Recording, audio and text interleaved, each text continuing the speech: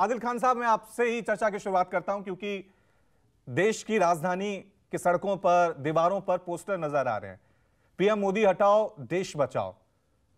यहां तक तो लग रहा था कि शायद एक राजनीतिक पोस्टर, एक राजनीतिक मैसेज देने की कोशिश की जा रही है, लेकिन एक और पोस्टर जो अब नजर आ रहा है, क्या देश को पढ़ा लिखा प्रधानमंत्री चाहिए? इस पोस्टर के बाद ऐसा लग रहा है कि आम आदमी पार्टी अब राजनीतिक लड़ाई के बजाय इसे व्यक्तिगत लड़ाई बना रही है। अरविंद केजरीवाल के बयान सुन लीजिए, इस पोस्टर की भाषा को समझ लीजिए।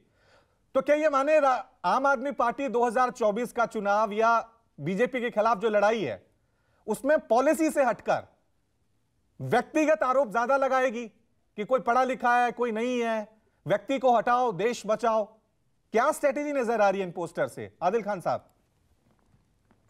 देखिए, यह कोई व्यक्तिगत लड़ाई नहीं है, ये देश के संविधान को बचाने की लड़ाई। अगर देश का प्रधानमंत्री पढ़ा लिखा होता तो आज देश के हालात न होते। सभी मानते हैं कि भारत का प्रधानमंत्री जो हो वो कोई पढ़ा लिखा व्यक्ति होना चाहिए, पर भारत के इतिहास में सबसे कम पढ़ा लिखा 12वीं पास प्रधानमंत्री अगर कोई है तो वो नरेंद्र मोदी जी हैं।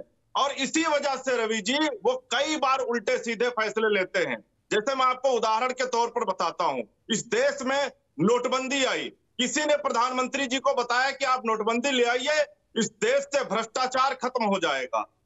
लाखों लोग बेरोजगार हुए, बल्कि करोड़ों लोग बेरोजगार हो गए, करोड़ों लोगों के धंधे बंद हो गए, सैकड़ों लोग लाइन में खड़े खड़े मर गए। पर क्या भ्रष्टाचार खत्म हुआ? क्या मोदी जी ने किसी भी अर्थशास्त्री से सलाह ली नोटबंदी लागू करने से पहले? अगर कोई पढ़ा लिखा प्रधानमंत्री होता तो वो सलाह लेता किसी अर्थशास्त्री से, उसके बाद नोटबंदी या कोई फैसले लागू करता। किसी ने मोदी जी को सलाह दे दी कि आप कृषि बिल ले आइए, बगैर किसी कृषक से, बगैर किसी किसान से बात किए हुए मोदी जी 3 कृषि बिल ले आए। 1 साल तक इस देश का किसान सड़कों पर रहा, 1 साल तक 700 किसान शहीद हुए। 1 साल बाद प्रधानमंत्री जी ने उस फैसले को वापस लिया।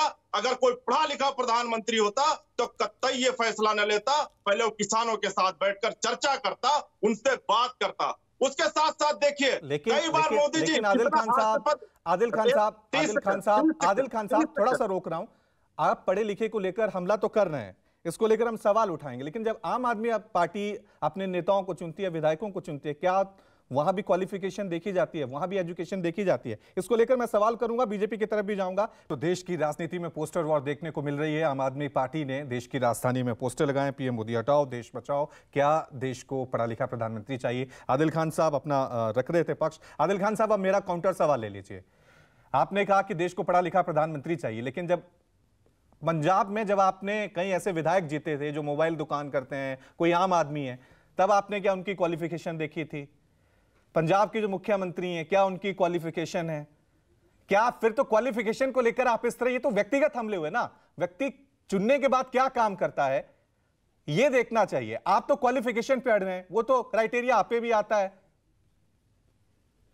देखिए, मैं फिर कह रहा हूं कि इस देश का प्रधानमंत्री पढ़ा लिखा होना चाहिए। अभी हम लोग प्रधानमंत्री के उस पर चर्चा कर रहे हैं। नहीं, लेकिन आदिल खान साहब, आपने ही तो बहुत चर्चा की है था ना। देखिए, मोबाइल दुकान वाले को हमने विधायक बना दिया, तो वहां वो पढ़ा लिखा होने वाला का वो भी तो एक तर्क है ना। देखिए ठाकुर साहब, मोबाइल पर काम करने वाला व्यक्ति पढ़ा लिखा हो सकता है, ऐसा नहीं कि मोबाइल पर काम करने वाले सारे व्यक्ति अनपढ़ होते हैं। और अगर आप देखिए, 2-3 बयान आपको मैं बताता हूं। प्रधानमंत्री जी ने कहा कि नाली के अंदर से जो गैस निकलती है उसमें पाइप डाल के आप चाय बना सकते हैं। पूरे दुनिया में भारत देश का अपमान करा रहे हैं, शर्म से झुक जाता है। बोले कि जी अगर बरसात हो रही है तो आप शत्रु पर हमला कर सकते हैं, आपके जो फाइटर प्लेन है वो राडार में नहीं आएंगे। आप बताइए। नहीं तो पॉलिसी पे आइए ना। देखिए, मैं कह रहा हूं पॉलिसी, आप हमला करिए, पॉलिसी पे आइए। आप हमला करिए, किसी बयान पे करिए, किसी व्यक्ति के एजुकेशन को लेकर आप इस तरह से हमला करेंगे तो ये लड़ाई राजनीतिक नहीं, व्यक्तिगत नहीं लगेगी।